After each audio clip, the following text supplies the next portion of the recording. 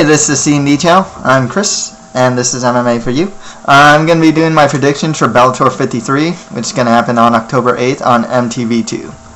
Okay, it's going to have the Bellator welterweight semifinals. You got 4 really strong fighters in this semifinal.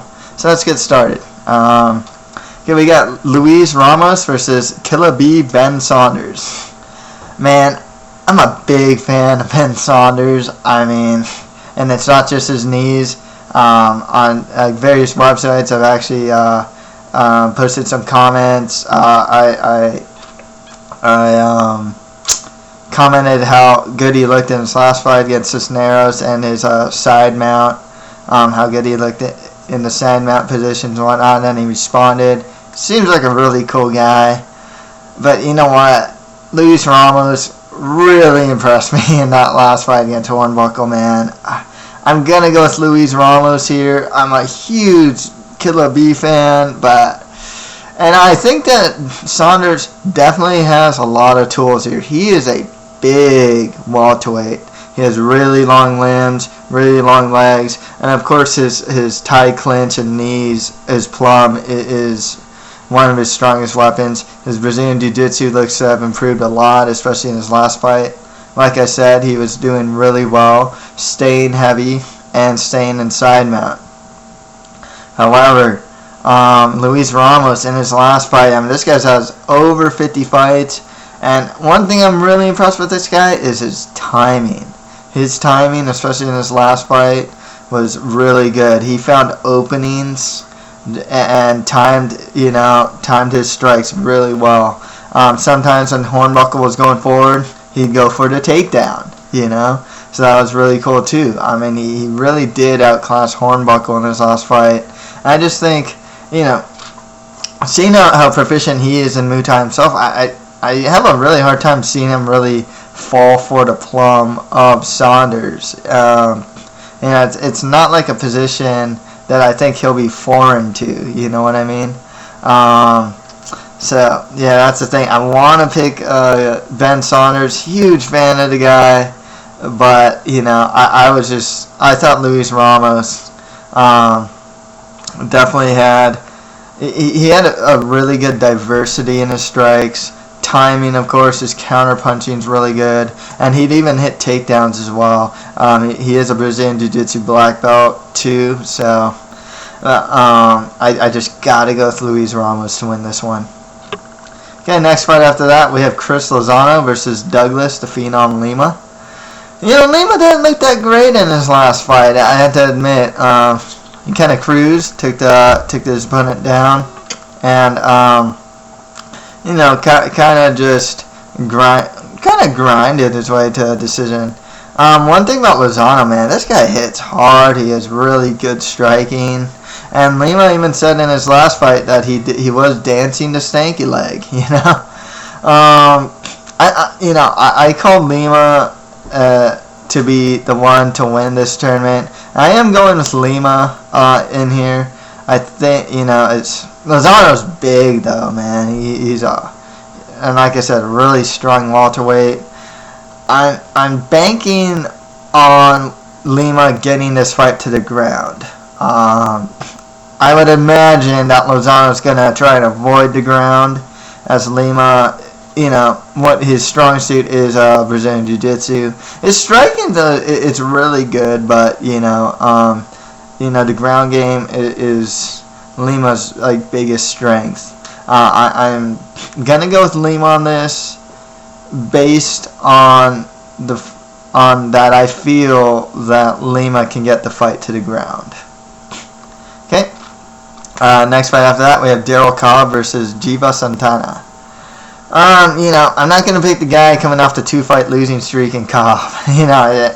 And the guy called the Arm Collector, Giva Santana, is the one I'm going to pick. He only has 1 loss in his career. This guy was just arm-barring guys left and right. Obviously, as your competition goes up, it's harder to hit that move. But wouldn't surprise me. Cobb doesn't seem like the type of guy that he wouldn't be able to get the fight to the ground and armbar this guy. I just gotta go with Giva Santana to win this one, most likely by submission. Okay, next fight after that we have Ronnie Mann versus Kenny Foster. I like Kenny Foster. He looked good against Daniel Strauss. Strauss, though, he just keeps going. His cardio is really good. But Foster looked pretty solid, actually. His grappling game is pretty strong. But Ronnie Mann, this guy's striking. He didn't look good against Pat Curran. He really couldn't pull the trigger on him. That's Pat Curran, Ronnie Mann, crisp striking. His, Brazilian Jiu-Jitsu is really strong. And I still remember that one fight where his ground and pound was deadly, man. I gotta go with Ronnie Mann to win this one. One thing with Kenny Foster, though, he's only lost to really good guys. Mack and Semerser, Donnie Walker, who both are in the UFC, and Daniel Strauss. So it's not like he if he loses to someone, it's only to like pretty good guys, But Ronnie Mann is a pretty good guy, to be perfectly honest. Like I said, his striking is really crisp, it's really technical, and he does have a strong ground game as well. Okay, let's go into the prelim card. We have AJ Matthews versus Rudy Bears. I gotta go with Rudy Bears to win this one. Rudy Bears is going up against a guy who has like 5 fights. Bears has been in there with some really good fighters, and he just has a lot of veteran experience. I gotta go with Rudy Bears to win this one. Next fight after that, we have a prospect versus a Bellator. I don't want to say veteran, but mainstay, I guess. As Rafael Davis is going to fight his prospect, Myron Dennis. So it's pretty tough, actually, for me to say. The only thing is, I don't see anything with Davis that Dennis can really exploit too much. Dennis has most of his wins by submission. Davis has most of his wins by submission. You know what I mean? It's just one of those things. I'm going to go with Rafael Davis here. I just think he has more experience. What Davis is good at, I think that Dennis is good at as well.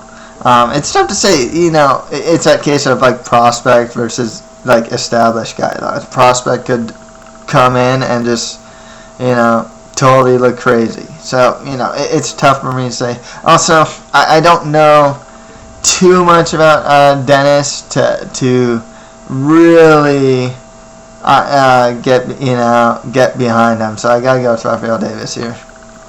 Okay, next fight after that we have Zach Levi versus David Rickles.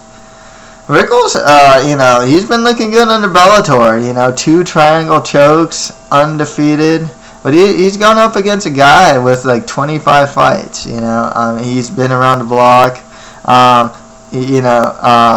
Levi has, or Levy, Zach has 13 submissions of his own. So, it's not like he doesn't know the submission game or anything. So, it's really tough for me to say, but I'll go with the guy with some height behind him, and I'll go with David Rickles to win this one. Okay, next fight after that, we have Zach Laird versus Luis Nogueira. I don't think it's that Luis Nogueira, if I'm not mistaken. Nonetheless, it's kind of a pick and fight for me. I'll just go with Luis Nogueira. Next fight after that, we have Emmanuel Brooks versus Greg Scott. I'll go with Emmanuel Brooks to win this one. Undefeated, last 2 fights. Won by arm triangle. Okay, so that's pretty much it for my predictions for Bellator 53. If you have any comments, just leave them below. And that's it for MMA for you. Thank you very much.